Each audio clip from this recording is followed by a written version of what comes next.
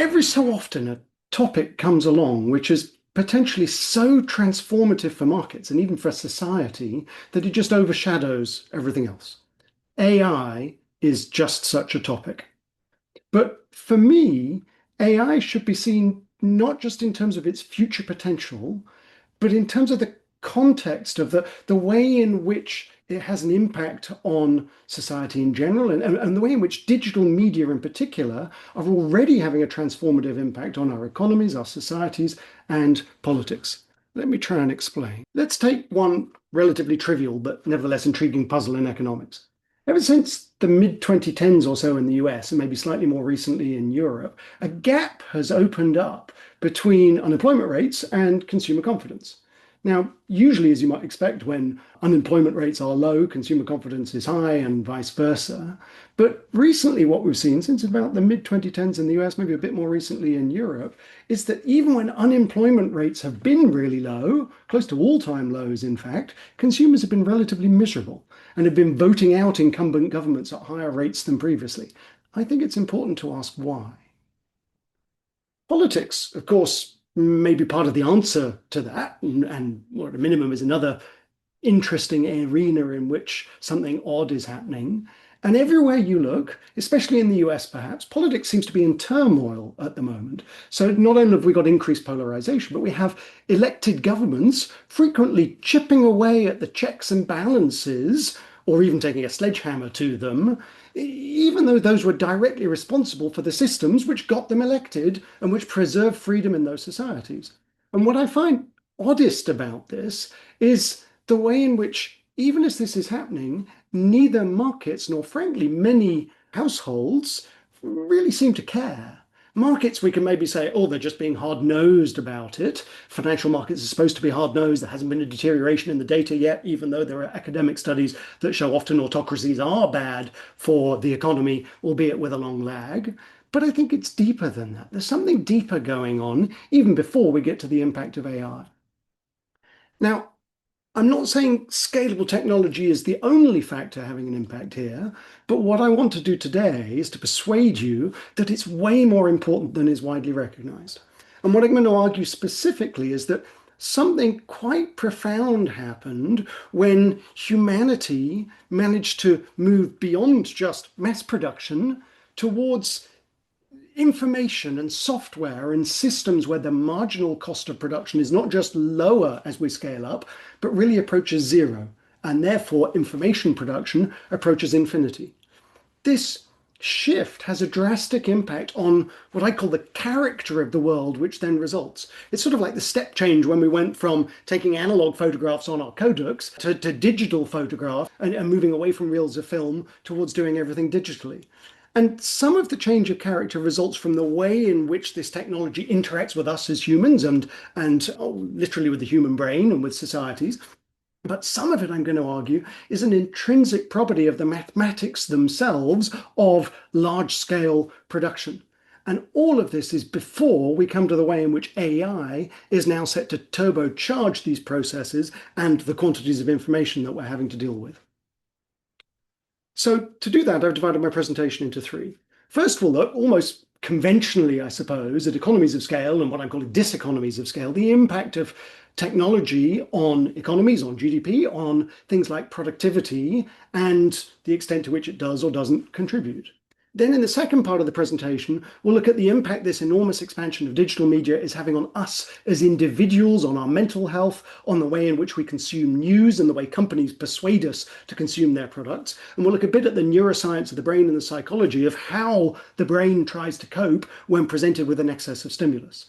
And then lastly, and possibly most importantly, we'll go to the impact all of this is having on society, on politics, on warfare even, and at the mathematics which give rise to all of this and the way that interacts with AI itself. Now, as you can tell, this is a bit different from my normal presentations. It's not really an outlook presentation, but if there's one thing I hope I can achieve in the next 30 minutes, it's to convince you that these intrinsic properties of scalable technologies which we're now producing are at risk of pushing our systems, both individual and societal, to their breaking points. And that's something that we've got to factor into the outlook, whether we're just trying to predict the S&P over the next 6 months, or whether we're trying to work out what sort of society we're going to be able to leave to our children and grandchildren. So let's turn first to economies of scale and their impact on growth. Economists love to enthuse about the way the Industrial Revolution basically sent growth properly hyperbolic. If I'd done this on a linear chart, then it would be properly hyperbolic. As it is, we're going to have lots of log-log charts later, and so on a logarithmic scale. Even there, you can see this great big kink we get in the curve where for centuries, technology seemed to do almost nothing and growth did almost nothing. And then suddenly we had the drastic and recent improvement. Now, clearly, the hope and the claim from some AI firms is that AI has the potential to do this all over again. So Mustafa Suleyman, for example, is on record as saying, even if AI delivers just a fraction of its potential, the next decade is going to be the most productive in human history. And yet, the funny thing is, when we look at the data on productivity, even though most people would say that technology has already been advancing at a tremendous rate, actual measures of productivity growth, and especially total factor productivity, have really been declining steadily over the last 50 years or so, apart from a brief uptick in the 1990s. I think it's worth examining this claim in a bit more detail, and I think it's perfectly possible to be bullish on AI whilst not necessarily being bullish on productivity. So almost the very idea of productivity would seem to suggest it ought to be boosted by innovation. And yet the funny thing is, when you try and measure that with data on patents, for example, you see there is some relationship in the 19th century and in the early 20th century, and then it all just breaks down over the last 50 years or so. We get an explosion of patents granted, and yet productivity, as I've just said, declines. And that could be something funny to do with patents. It could be people just registering in the US preferentially, but it doesn't seem to be that. It seems to happen globally, and I'd argue that there's something deeper at work. Now, where we do get a clearer relationship is not with productivity, but with disinflation, inflation or the lack of it. Technology is always got a tendency to reduce prices, but scalable technologies, anything associated with electronics or miniaturization or software or information, becomes massively disinflationary. And I think that's the primary impact. And then any boost to productivity requires some secondary steps and only comes thereafter. Where this gets more mysterious still is when we start considering the impact of trade on some of these same variables. People tend to think that globalization and trade have been disinflationary and that deglobalization is going to be inflationary. But again, you look at the numbers, and that's really not what you find at all. The link between globalization and inflation seems unstable. Maybe if there's a correlation, it seems to flip around. And many, even in recent years, for example, a lot of the disinflation that we had was before China joined the WTO in 2001. And yet, where there does seem to be a clear link is between trade or growth in trade and productivity. Periods of increasing trade are associated with increasing productivity and vice versa. Now, that's not necessarily surprising in itself, but I do think it sheds some light on why we don't see a clearer link with technology. So what productivity really is the generation of GDP with few inputs. So either just labor for labor productivity or labor and capital for total factor productivity. But what that means in practice is that the best way of generating productivity, crudely, is to capture somebody else's spending. So when we look at long-term productivity or even at GDP per capita, what people tend to think is, oh, the US is outperforming because the US is an exceptional economy and US firms are amazing at generating profits. But actually, you see the really amazing places are places like Switzerland or Norway or Ireland. That's where you get the really high measured productivity and measured GDP. And I think what that demonstrates is it's not really the innovation which is driving this, as maybe we mean in accounting, so much as capturing profits from other people's spending. Even when you look by sector, for example, while the computer industry has a relatively high level of total factor productivity growth, the sectors with the greatest improvement in recent years have been things like oil and gas through shale in the US, but even things like real estate. It's not really that there's lots of innovation going on in the real estate sector. It's that as prices go up and they capture more of our spending with the same volume of inputs, it creates this improvement. And that's very different from the popular picture in terms of innovation. And I think this is where we can start to understand what it is that trade does, but technology may or may not do. When you engage in trade with someone, you may find workers lose their jobs, but you're quite likely to be capturing profits from other people's spending. And on balance, there's a decent chance that the displaced workers are going to find new jobs elsewhere.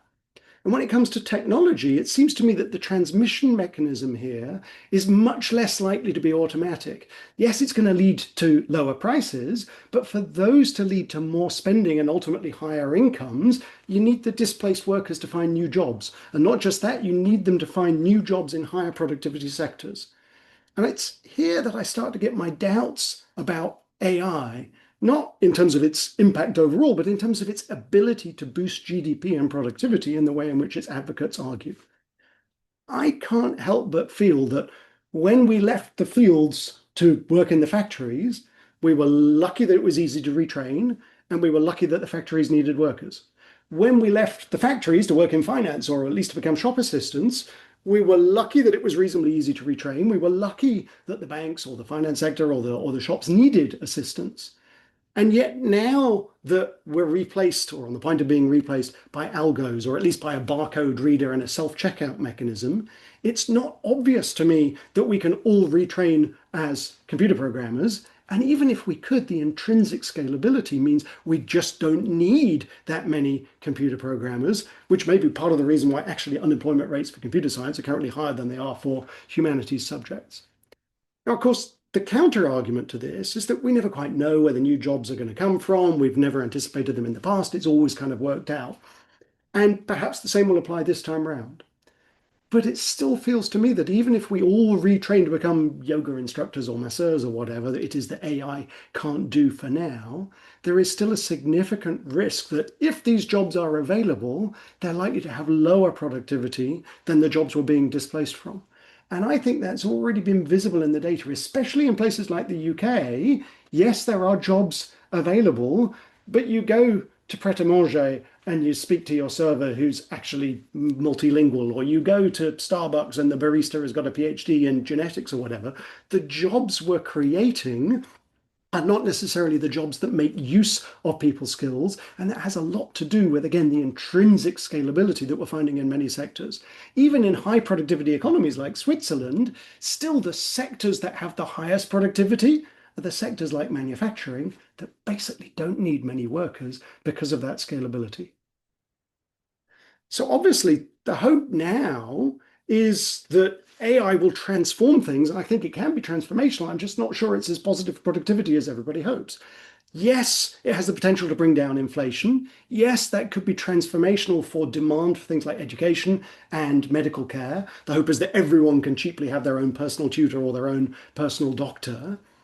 But for that to do more than generate outsized profits for the tech sector requires some form of redistribution. And as we'll see later, our politics is basically pushing in the opposite direction.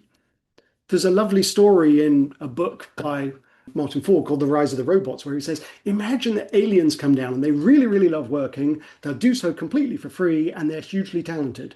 To begin with, it's great as everything drops in price. But before long, you realize nobody has any income to be able to afford these cheaply produced goods and services. Now, I'll come back to the politics later, but it does seem to me as though we can already see scalable technology pushing human systems towards breaking points. And you can see it in things like the inequality data at the moment and the high profit shares and low labor shares. And yet AI has the potential to turbocharge all of that. So let's now turn to the second way in which tech is at risk of breaking things, in this case, for us as individuals. Now, this has become a huge topic in recent years, especially for anybody with children. And yet, at the risk of sounding a little bit socialist, I think it's something we in markets don't consider nearly enough.